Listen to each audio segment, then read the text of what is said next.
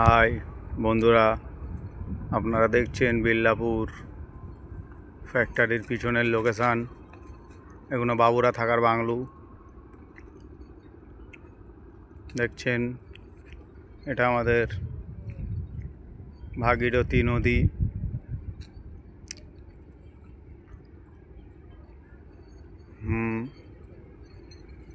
আপনারা দেখছেন নদীর ধারের লোকেশান।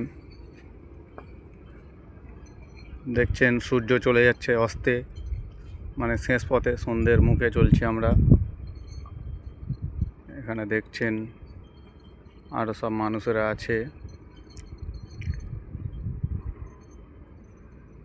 দেখতেই পাচ্ছেন। এর মধ্যে আমও আছি ভাইরা, দেখছেন এই অবস্থা।